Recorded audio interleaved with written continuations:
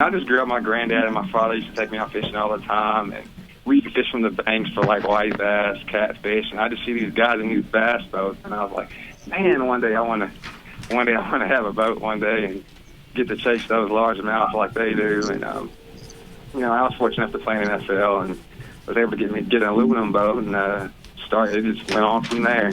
Just growing up, you know, fishing kind of kept me out of trouble. It gave me a different outlet to do things. You know, the other guys are wanting to go do crazy stuff, and, you know, I might just go to the river and just put my pole in the water and just sit there and hang out. And, you know, I just like what it does. And, you know, I think it's a great hobby for the kids growing up. And, you know, a lot of these kids are wanting to play video games and just sit and do nothing. And, you know, fishing is just something different. It's a cool hobby, and there's nothing that really can go wrong. Just go out there, relax, teaches you patience. You get a lot of life skills you can learn just from being on the water.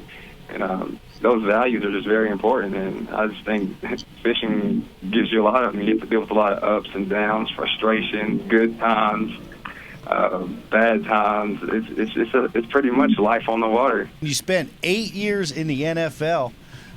You know, that's living the dream for most people in the world. But it looks like your dream is now to join the world of professional bass fishing. That's going to be quite an undertaking.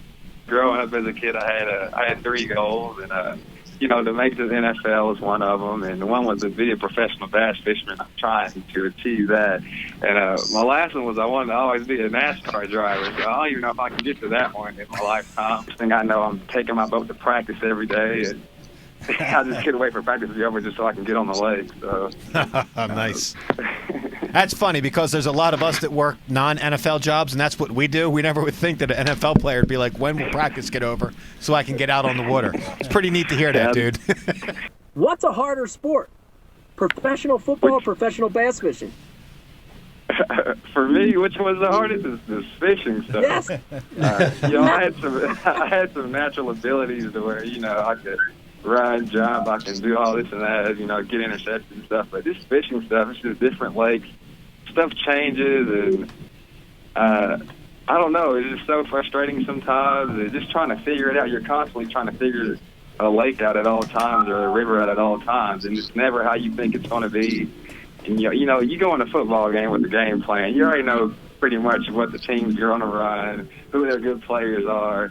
So bass fishing every day is just totally different. It's always something else that pops up, whether it's adversity with your electronics, your boat, something happens, or, you know, you're just not catching them, or you might get into a big school of fish that you never expected to. It's always just something that's out of the unexpected that happens, and just having to adjust, you know, like I say, but football, you just pretty much go into the game with a game plan. You already know what you're going to do.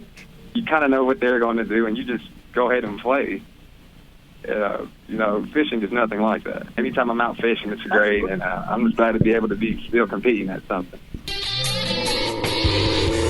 Go to xmark.com/weekends, submit your video on how you're going to take back your weekends for a chance to win an Exmark mower, cool outdoor gear, and a chance to fish with me. Yeah! What's your favorite way to enjoy a weekend? Create and submit your Take Back Your Weekends video at xmark.com/weekends for a chance to win one of 18 prize packages valued at over $31,000.